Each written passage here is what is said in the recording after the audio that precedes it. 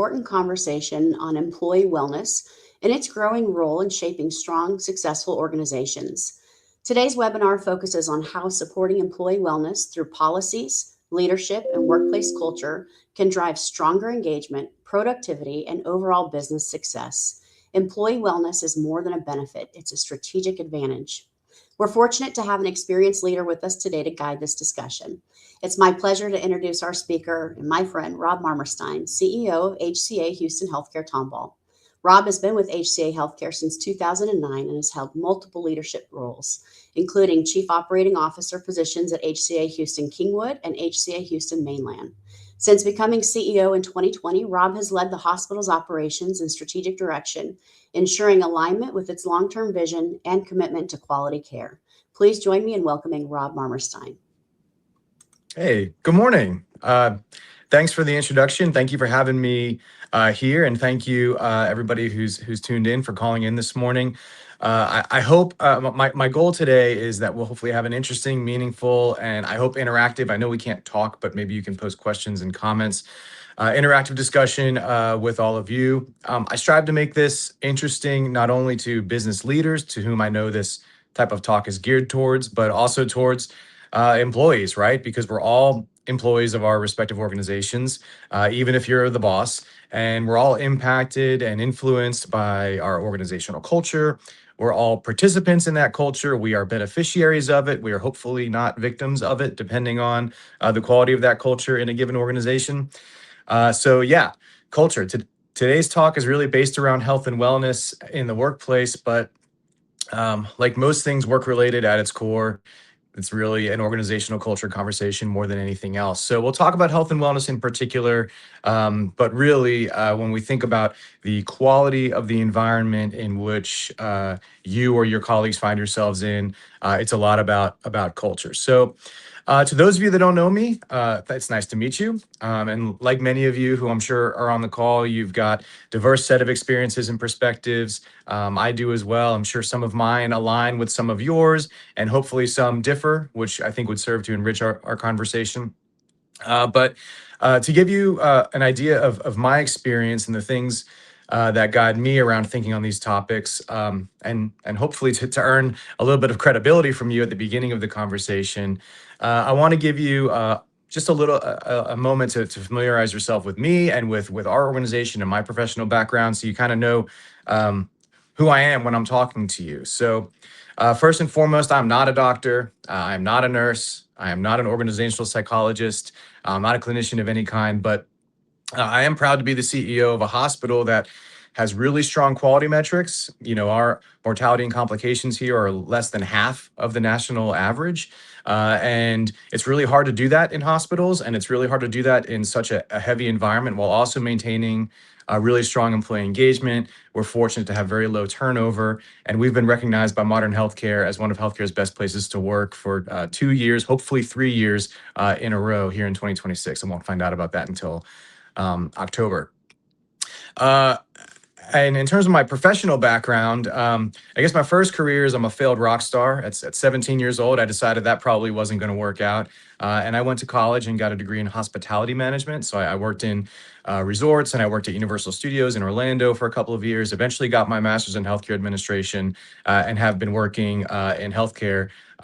Actually, this month will be 18 years. I started as a unit secretary in a hospital, and have had really good leaders and mentors take an interest in my learning and growth and development. Have had successive promotional roles, and I've been here at Tomball since July of 2026. So this summer is going to be, July of 2020. So this summer is going to be 6 years. Background on hospitals. So you kind of have an idea about what shapes my perspectives.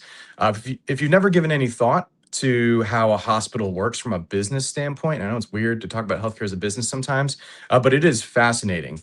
We are kind of a big business and a small business at the same time. So for an example, here at HCA Tomball, we've got nearly 1,000 colleagues that work here, but they're in 50 plus departments, and everybody has interesting backgrounds and unique specialties and training and certifications. And there's so many really highly skilled people over here who don't really understand what the highly skilled people over here do, because it's entirely different. We have the most diverse workforce I can imagine in terms of, race, religion, ethnic background, socioeconomic status, educational background, their specialty, and so on. Um, we're a little bit unique in that everyone in the community is a stakeholder in what we do. We have an incredibly complicated regulatory environment, and then hospital financial management. That could be a whole series of talks on its own that I'm not going to bore you with. And to give you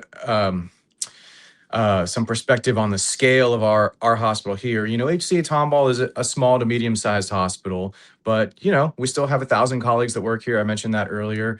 My payroll is about $6 per second, and we touch well over 100,000 patients a year. And in terms of community benefit, just this one hospital in this one area, we probably do well over $20 million a year in just uncompensated care that we deliver to the community that we serve here in the Tomball and surrounding areas. So I share all that because I want you to understand lots of different work products, vastly different talents and backgrounds within the team.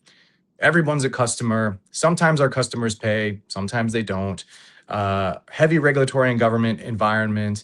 And given all of that, I'm hopeful that I can relate to each of you and some of the unique business complexities going on in your organizations, right? So every industry, every company has its own, what it feels like unique or special kind of challenges, obstacles, strife, and so on. And the things I'm going to talk about for the rest of this morning, I hope will be received as really universal. It's not healthcare specific. It's not manufacturing specific. It's organizational culture and how health and wellness contributes to energy, productivity, and so on. So my plan for this morning is to hit a couple of topics. Number one, I want to start with why these things are important. Most of that little section won't surprise you. They're kind of things that align with your general organizational logic, but sometimes it's good to have to reiterate those. I want to talk about how foundational wellness leads to cognitive performance, mental health in within your organizational group, physical health and energy output. I want to talk about the value of having strong healthcare providers in your community as a business owner or business leader. Some strategic employee benefits that maybe you might want to consider offering to your teams, or maybe benefits that you do have that don't get utilized, or maybe ways you can think about nudging or evolving those benefits, or thinking about small things that you can do to exercise those benefits. My favorite topic, of course, I've already said the C word, culture, a whole bunch of times. So maybe some culture building and health improvement activities you might consider within your own team.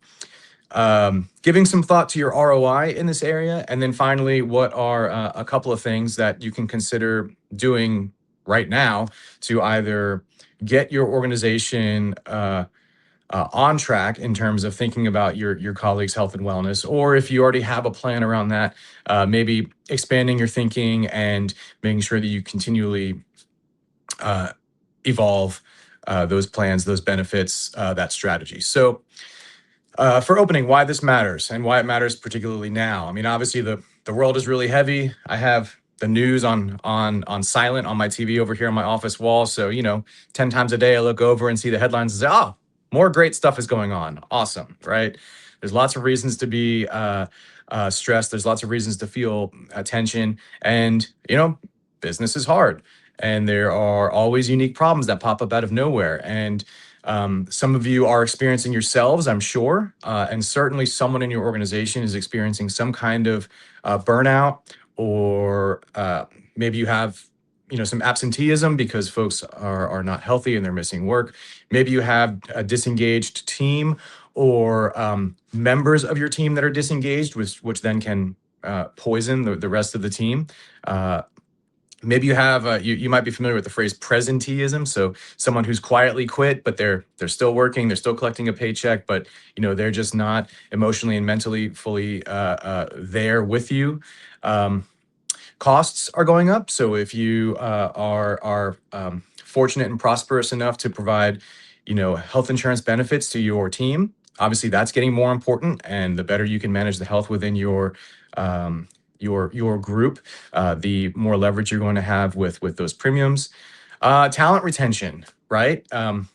If your people are your most important resource, are you able to keep them engaged and retain them? So my hope is that if you don't already, but by the end of this talk, you're going to think about employee health as not just the right thing to do, not just a nice thing to have, not just work is better, our culture is better, but really as a performance a driver. So, to sum that up, if you think about your workforce being your most expensive and most valuable asset, do you invest the time, thought, and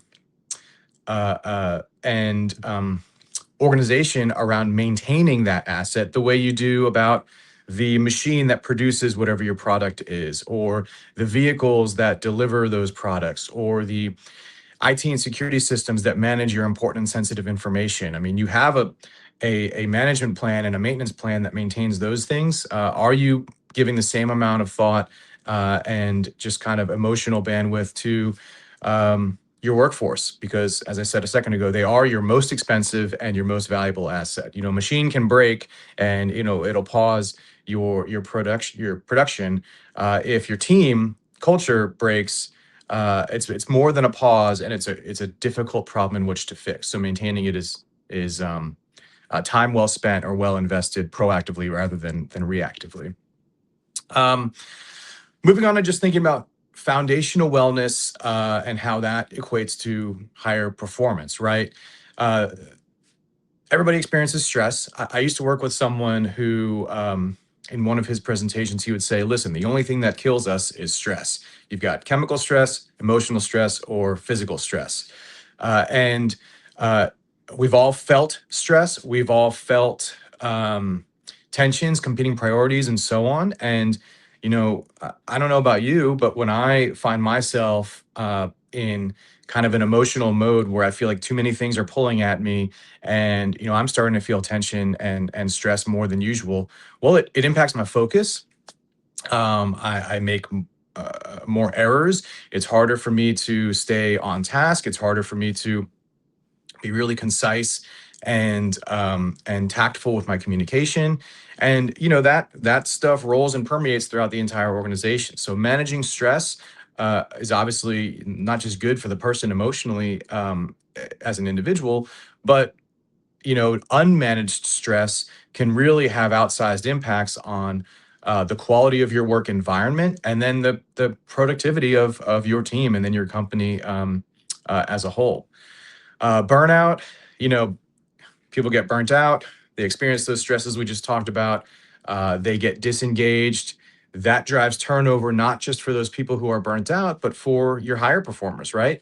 Um, the best want to work with the best. And if you have high performers who are feeling weighed down by lower performers, then they might be more likely to start going out and looking. I mean, the market for with unemployment being low, the market for you going out and shopping around marketable skills is pretty strong if you're a talented individual right now. So, when we think about managing burnout, it's not just about keeping that person from getting burnt out. It's keeping that burnt out person from uh, really impacting the rest of your workforce, and that can really be have an outsized influence, particularly in smaller teams. If you've got a team of 100 and you've got one person who's not accretive to the culture, that's not great, but it's not as impactful as if you had a team of 6 and you have one person who is detracting from the culture. So you as business leaders, or you as colleagues of that person, you have a personal vested interest in finding ways to help nudge and elevate them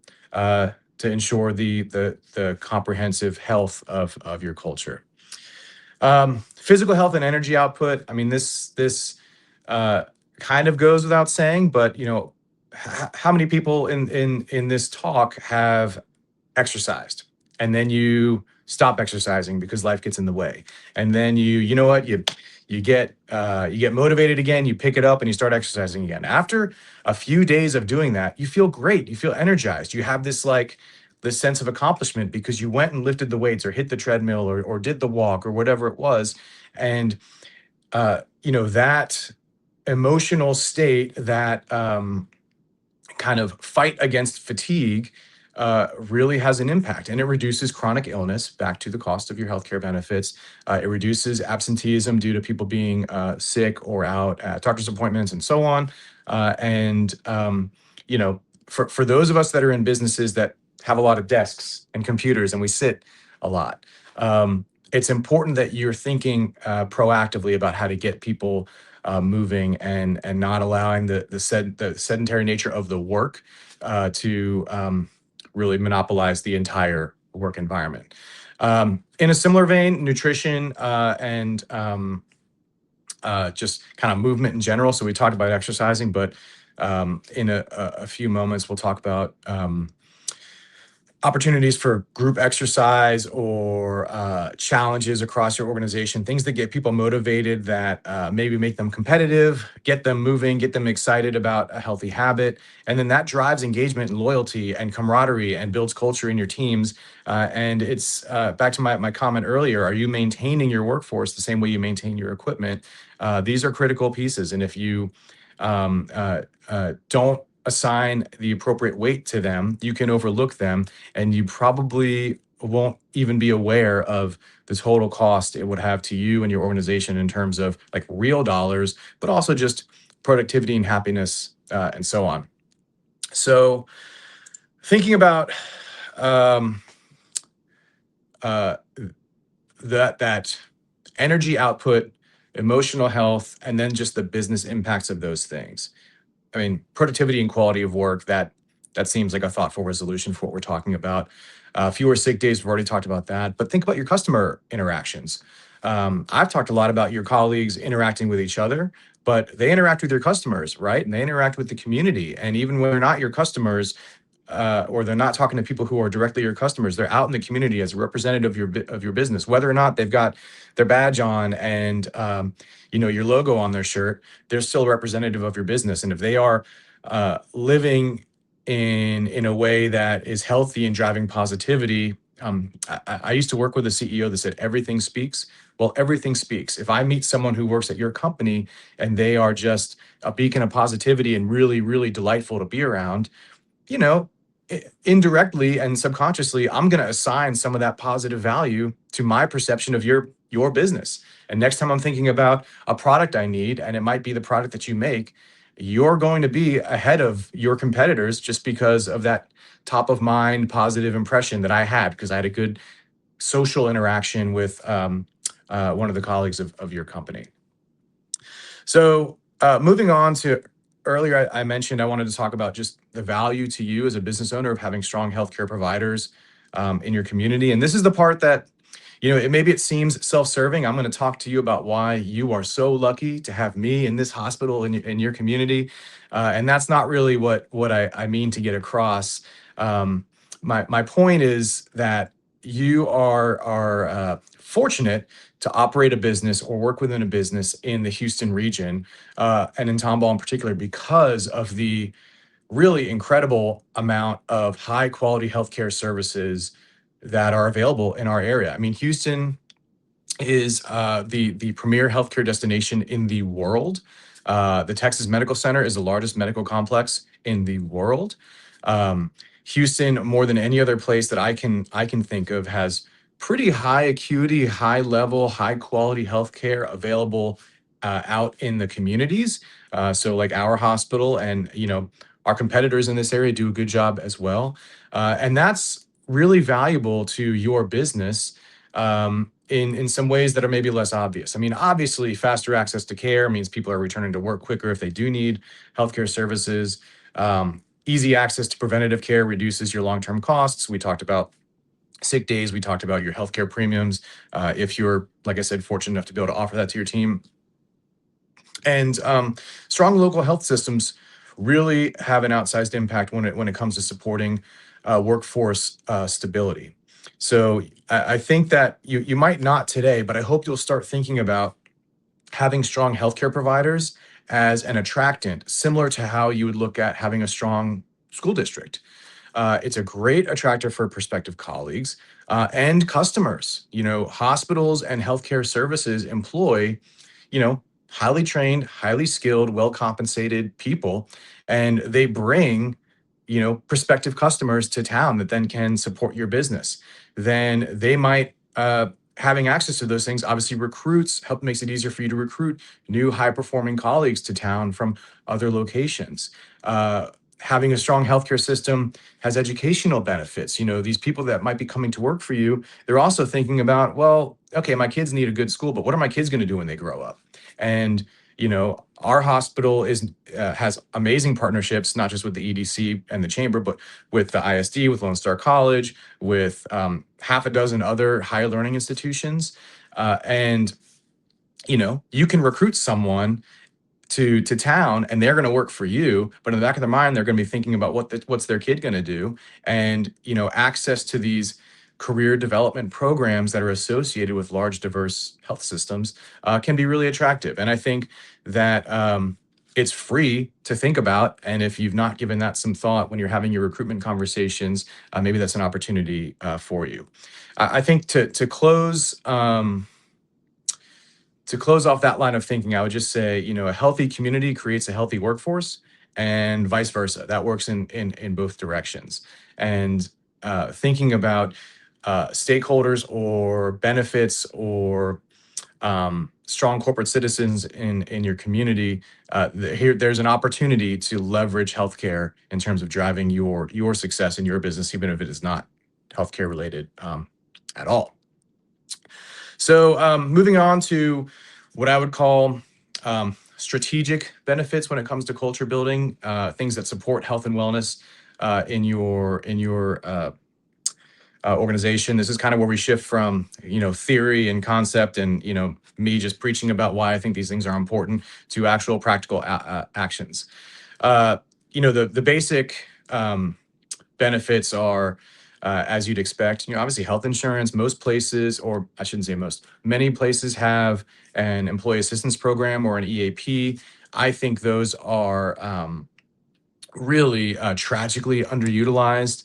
I think we often stigmatize users of EAP products when we don't intend to. Like me personally, it's easy to have an attitude about yourself. Oh, well, tough it out. You don't need that counseling. You don't need this. Like, it's not really that important. It's not a real injury. I could tell when my leg is broken, but if I'm depressed or burnt out, maybe that's just because I'm not tough enough. Like, we all kind of have those thoughts, but many of you have an EAP, and very few of you, I would bet, use them. I think about in a hospital in particular, this is a high stress work environment. The folks that work here deal with super emotional, anxiety-inducing situations. You have life-changing events happening on the floors every single day. You have families expanding and babies born. You have families contracting and people passing away. You have families going through incredibly difficult situations, diagnoses, and so on. And that weighs heavily on the people that work here. And I think our EAP is really tragically underutilized.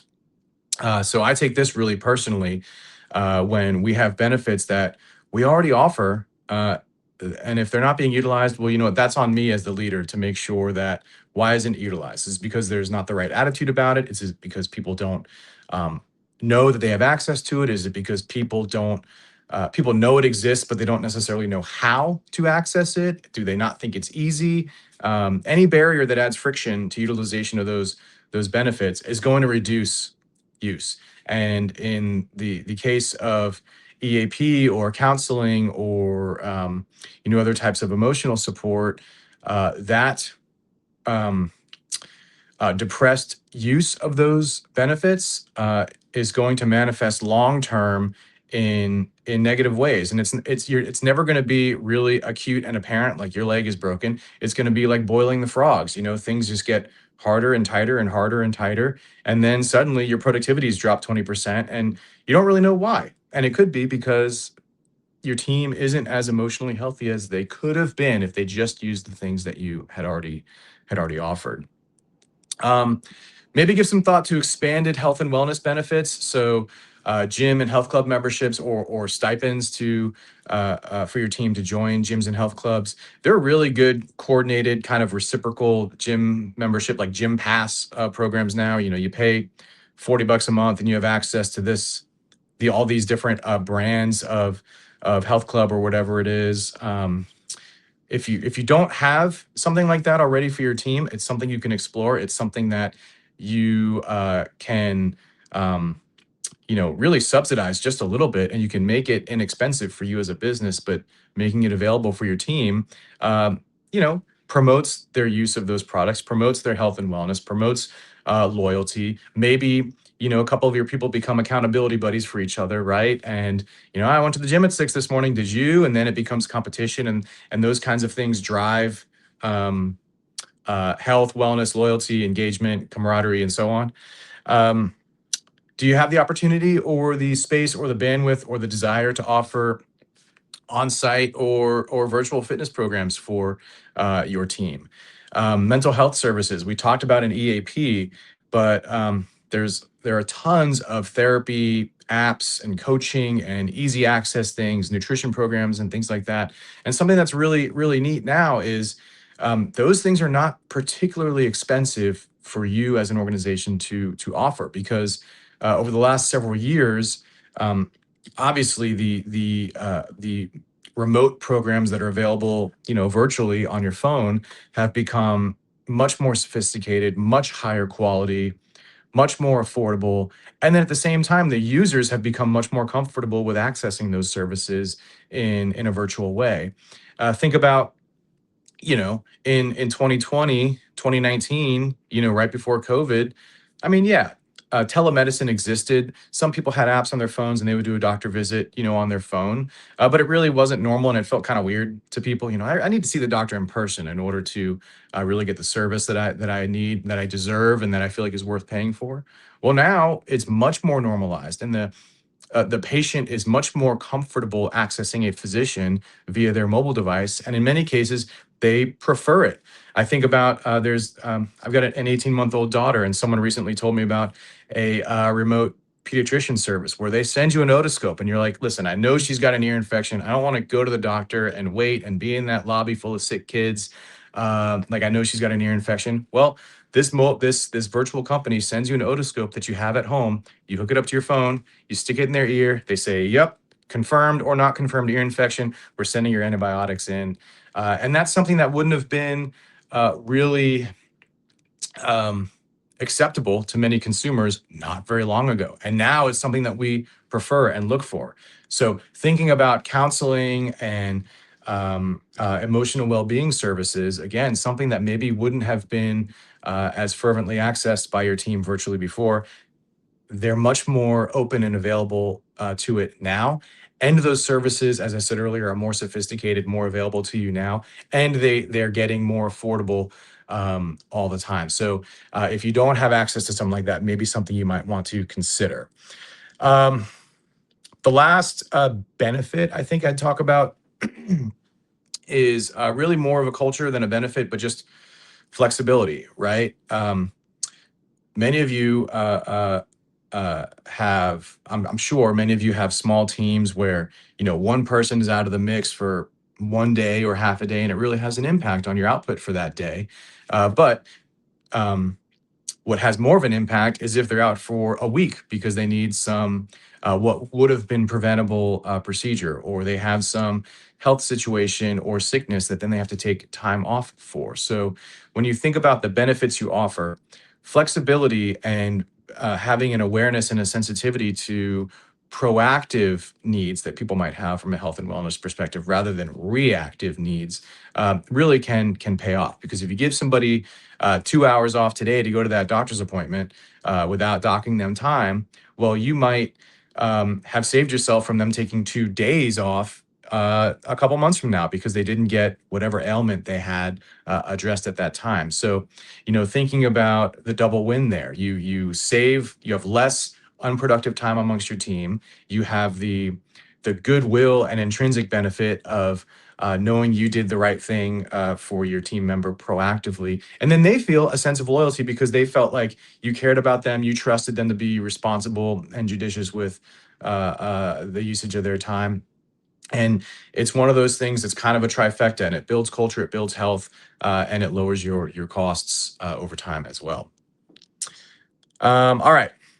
I said the word culture a whole bunch of times, but this is the part where I'm going to talk about culture more formally. Like this is where your wellness really lives, is in your culture, and this is where most companies will succeed or fail. So, um, stepping back for a second, something that I like to, an exercise I like to do that really just accentuates the importance of culture in an organization is, every week at our hospital, we've got a new orientation class. And every week I ask the orientation class, most of whom are nurses or clinical people, not all of them, but we'll presume they're all nurses for the sake of this story. And I always ask them, all right, let's talk about culture. When you show up to work every day and you think about teams that you've worked with in the past, when you show up to work every day and you decide whether today's going to be an awesome day or a really difficult day, are you thinking about your patient load and the census in the unit, or are you thinking about who else is on the schedule working today? And then everybody laughs because, of course, you're thinking about who else is on the schedule. The people that are on your team impact your ability to enjoy and feel fulfilled at work, not the workload itself. And when the right people show up on that day, it almost doesn't matter what the workload is. It's like, we got it, ready to run through the wall. There's no obstacle we can't take, and so on and so on. And when the wrong people show up, when you've got people who are negative, who are not accretive to your culture, it also doesn't matter how hard the work is that day. The day is just hard because there are people that um, can kind of suck the life out of everything. So, uh, culture is where you will succeed or fail. That, at least sample size of one. That's my opinion. I drank the culture Kool-Aid a long time ago, and I think it's really important that you, as a leader, whether that's a formal leader or an informal leader. I mean, by virtue of the fact that you're tuning into this webcast, you are, I'm sure, at least an informal leader in your organization because you're somebody who cares about doing the right thing from an organizational standpoint. Um, but leaders set the tone. And I've heard someone say before, leaders bring the weather. I think that's a really neat way to look about it. Um, you've all probably had an experience where you're at work and you're having a really tough day, and someone comes up to you and gives you some like just really good words of affirmation. It changes the way you feel. It can change your whole outlook on the day. And that can happen the opposite as well. So leadership sets the tone. Uh, More functionally or more practically, in terms of setting the tone, you as leaders need to model healthy behaviors as best you can. And that doesn't mean like you're the one that's first at the gym every day. You're the one that's, never eating Whataburger. You're the one that is, counting your calories and getting on the scale every day. When I say modeling healthy behaviors, I mean, you know, doing, having fun, doing things in moderation, but modeling taking appropriate time off and managing stress. That doesn't mean like, well, the way I prove it to my team is by taking a 3-week vacation. That's not what I'm saying. But I mean, if you model 24/7, always on, must be closing, always be productive, um, that's going to be really, really great until it's not, because people hit their walls, right? I think it's important that you as leaders normalize conversations around mental health. We're in this transition period as a society where, there are folks that are in tune with their mental health and well-being and possibility for burnout. And then there are folks that really don't assign any value to that, and well, you just shouldn't be such a wuss and pull yourself up by your bootstraps and like tough it out. And then most of us are somewhere here in the middle, right? Like I think you got to have thick skin, you got to work hard, you have to be able to take some criticism, but I also know how it makes me feel when I'm treated a certain way versus a different way, and I can observe how it impacts my own productivity, my own focus, my own um, behavior. And we as leaders need to um, be aware of that, normalize conversations about people's mental health and well-being, doing a battery check. Something that there's a gentleman named Quint Studer who is very famous within the healthcare world, a little bit less so outside of the healthcare world, but he's a culture guy. In fact, he wrote this book. He wrote a lot of books, but the most recent one is this one called The Human Margin I have right here. And what he does is he goes around the room and he says, hey, or not around the room, but he has a one-on-one with one of his team. He says, all right, what's your battery percentage? Imagine you're a cell phone. Are you green? Are you 90%? Are you 50%? Are you 20%? Are you like really running on E? And if you've got an iPhone, it's turned yellow, low battery save mode. And that, when you ask that question to someone, it's different than, oh, how are you doing? Because what do people say? They either say, oh, I'm great, or some other non-committal response. But if you ask them how their battery's doing and do a battery check, it can open a larger conversation that might then get you somewhere more productive when it comes to talking about their mental health and wellness, and might give you as a leader the opportunity to say, hey, well, here's something I think we can do to help you recharge that battery. Maybe you need to take that vacation you've been talking about for 2 years. Maybe you need to access this EAP that you already forgot that we offered. Um, Maybe you didn't know we had a subscription to this mobile counseling service.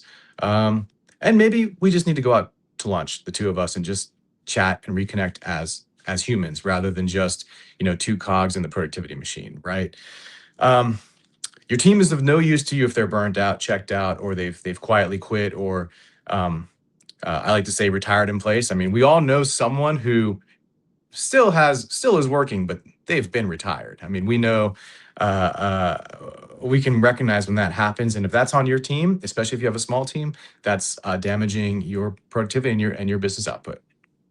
Um, Everyday cultural practices that drive kind of healthy habits, encouraging breaks and movement. I mean, we all know that if you just sit in your office, head down on the computer, banging away, you might be able to get a lot done. But if you bang away for an hour and then go take a 10-minute walk and then you do it again, that hour is probably going to be more productive than if you just did hour after hour after hour. So giving people time to break, reset, have a mental reset, which can then expand their perspective, right? We've all had experiences where we're like super focused on something and we work on it for however long it takes. And then the next day we look back at it and say, I really missed XYZ. I can't believe I didn't think of whatever the thing was because you needed some outside perspective, just kind of nudging you into a different thought process there. So encouraging breaks, getting people out, moving around, respecting boundaries and avoiding kind of that always on mentality. A hospital is unique. We're a 24/7 operation. I have no close of business and stuff's going on here all the time. And, frankly, for me, my senior team and at least my leaders, it's a 24/7 business and there are things that happen after hours. But I really try to respect the boundaries and respect that after hours time. And I get calls after hours. I get calls in the middle of the night. My team does as well. But when you minimize those things, it makes it more impactful when you actually need them, right? So my team knows, I'll give, for example, my chief operating officer, yesterday was his birthday. And there's a big cardiovascular meeting that happened last night, and he really needed to attend that. And I asked him not to because I knew it was his birthday and I just wanted him to have that time for himself. Would he have happily attended the meeting? He really would have. He feels a sense of ownership and responsibility to the work. But he's going to feel energized and he's going to remember that I respected his time with his family, this Wednesday night. And then in a month, when I need him to cover me for something, he's going to be he's going to feel better about doing that because he knows that, I respect his boundaries and, we only call when we really need something, right? Um, Team-based wellness activities, walking challenges, step challenges. Everybody's kind of done that. I know a lot of companies, everybody gets an Apple Watch or a Whoop or some kind of fitness tracker. And, we have step competitions or biggest loser competitions or things like that. But group fitness or group wellness events are emotionally impactful. I mean, there's an obvious fitness element to it and healthier workforce is better, but there's an emotional impact and there's a building of culture and um, they're cheap or free to do. All you need to do is set up a spreadsheet and then take 5 minutes every week to have people log their steps and then have some kind of fun recognition or trophy or prize or whatever to nudge competition and keep people engaged. Volunteer activities. So community volunteerism, doing that kind of thing together. is really healthy emotionally. Of course, it gets people out and moving.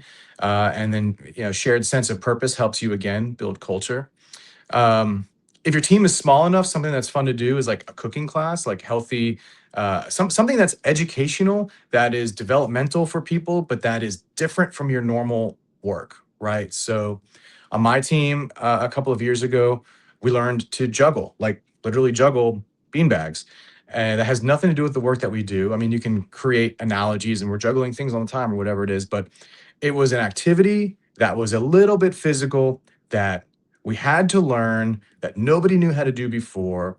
And that was years ago, but people still remember it and still feel a little sense of silliness and happiness and connection because of it. Those challenges build fellowship and loyalty. And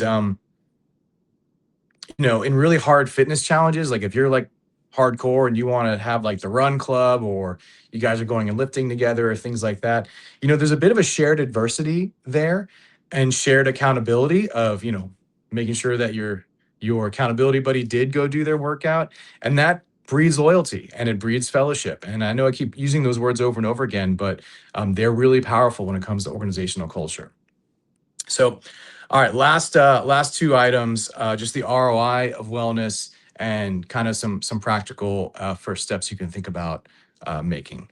The ROI is sometimes indirect and sometimes difficult to measure, but these things obviously will manifest if you invest time and effort, and in some cases resources, in health and wellness amongst your workforce. It will impact business outcomes, even if it's in an indirect way.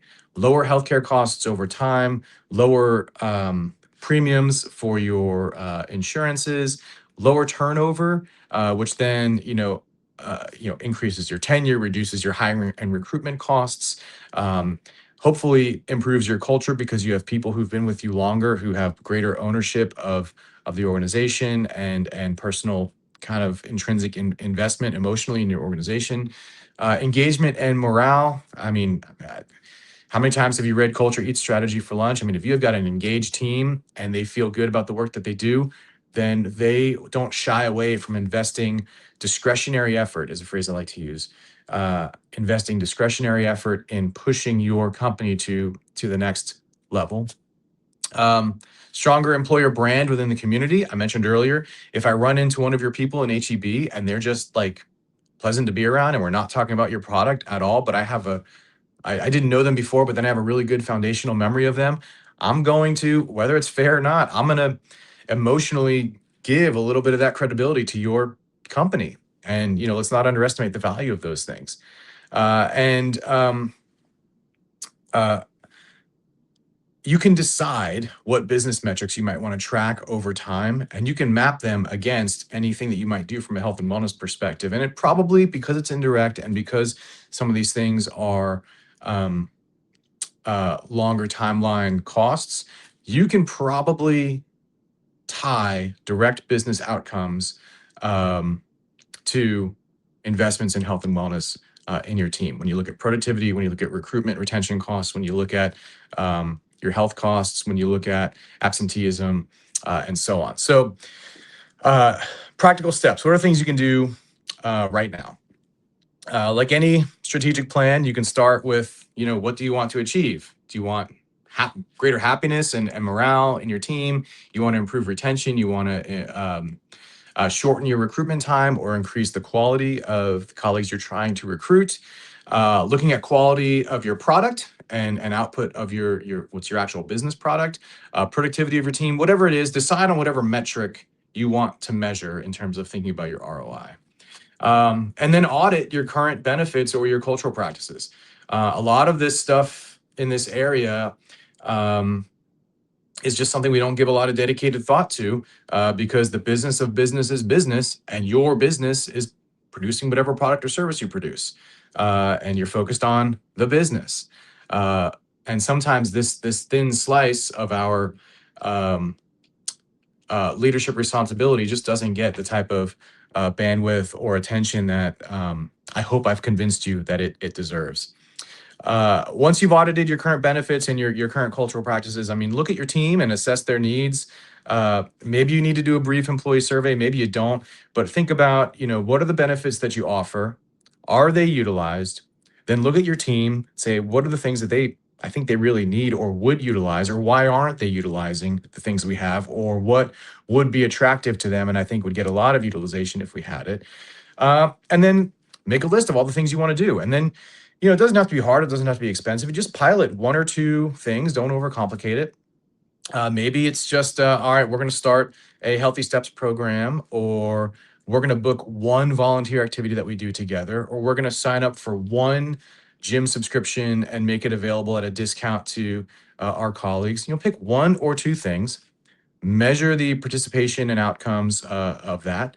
And maybe it works, maybe it doesn't. If it works, scale it. If it doesn't, pivot and find something else. The fortunate thing, as I've said a few times, is everything we're talking about here can be cheap and can be relatively easy. It just requires some attention and maybe some kind of behavioral nudges here and there.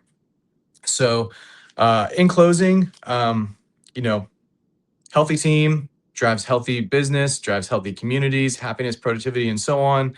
I want to encourage you to take small, like I said, easy, cheap, but immediate actions. I mean, every journey starts with a step, right? It doesn't have to be a revolutionary change you're doing, but if you can just do one thing today that is a tiny investment in the health and wellness of your team, that is something that will require you very little time or resources, and will have a payoff. So even if that payoff is small, the marginal benefit, compared to the time and resources that you invest is going to be substantial.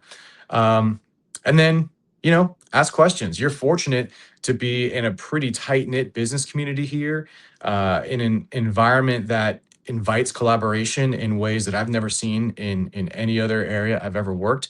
And you've got a huge network here in Tomball and the surrounding areas that you can draw from. I mean, anybody in the community, I hope, knows how to get a hold of me and feels comfortable reaching out to me. Maybe you don't think I have a lot of credibility, and that's fine. Call someone else. There's plenty of really adept business leaders in this community that you can learn from. And I like to say, good judgment comes from experience, and experience comes from bad judgment. Well, it's great to learn from other people's mistakes rather than have to make some of those mistakes yourself. So exercise your network here in town. That's what I have in terms of my prepared comments. If there are questions or comments, I'm told they're going to appear in the chat over here. If there are not questions or comments, I'm really happy to have been here with you this morning. I hope you found our conversation meaningful or value added. And I invite you to come find me, reach out to me if there's a way that I can serve as a resource. So, all right, I've got a comment here. Kelly says, how do you see employee wellness evolving over the next few years, especially in healthcare and high demand industries? I think a couple of things. I mean, as I said earlier, I'm not an organizational psychologist. I have practical experience in these areas. I do not study it, but I think a couple of driving forces here, I would say, are one, let's look at just society as a whole at the moment. We're in turbulent times right now. There's a lot of disagreement within our society about an innumerable amount of topics and issues. The U.S. is ranked, I don't remember how low, but we are not high on the World Happiness Scale at the moment. And I just last month read a study from Pew Research that showed U.S. respondents to their survey about our perceptions of the moral and ethical goodness of our fellow Americans is worse than any of the other 25 nations that they surveyed. Greater than 50% of respondents viewed their fellow Americans as morally bad or very bad. So I share all that because I think we are in a current environment from a society perspective where we're just already a little bit more negative than baseline. So that can lead to all kinds of stressors and depression, et cetera, et cetera. Then we have this looming incredible but scary technological revolution when it comes to AI. So whether you think it's great, whether you think it's bad, it is absolutely destabilizing, and there are lots of uncertain futures, and uncertainty breeds anxiety, which of course, that coupled with, a little bit of kind of base negative feelings within society in general can create, an environment more conducive to depression, burnout, stresses, and so on. So that's one thing. When I think about employee health and wellness and well-being, I think it's going to be more important in the future than it is today. And I think there are objective reasons why that is the case. I would also say that I think the general business community, on average, are more aware of and have more reverence for the importance of investing in employee health and wellness. So I think there will be greater need. I think we have a greater awareness of it. So that's good. And then I do expect that as research progresses, as AI tools proliferate, I think there will be products and services to enhance colleague well-being and health.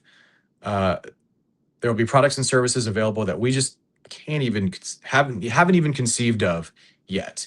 So those things might be expensive, or they might not be, or the AI revolution might drive value and drive costs down. Like I said, I'm practically aware of these things. I do not study them, so I don't want to um, present myself as someone who can, kind of tell the future in this area. But I would say those three things. One, there will be a greater need, just by virtue of the objective things going on in our society. Two, as businesses, we are more aware of it, and as my generation, the millennials, and the generations after us seem to have a greater sensitivity to these things. There's just going to be a greater sense of sensitivity to these things in the workplace. And then three, at the same time, there will be sophisticated products and services developed, or current products and services enhanced to address those things. And the difference between who's going to succeed and fail in that is who as a business leader assigns an appropriate relative value to investing in well-being versus investing in any of the other things competing for your time and resources. So that was a long answer. I hope, Kelly, that kind of gives you an idea. Okay. Yes, absolutely. Thank you for answering Don't that. see anything else in the chat at the moment. As I said earlier, I mean, anybody's welcome to reach out to me. My name is Rob Marmerstein. I'm the CEO at HCA Tomball. If you call the hospital and say, I want to talk to Rob, they'll find me, and you leave me a message and I'll get back to you. Kelly probably has my contact information to share. Any of you, well, a lot of you maybe have it already. Any of you are welcome to give me a shout, call me, text me, come find me. And if there's a way that I can serve as a resource, I'm really happy to do so. Rob, thank you so much for your time and sharing your insights with us. You're definitely thanks, Brandy. Thanks, Jared. Appreciate your compliments.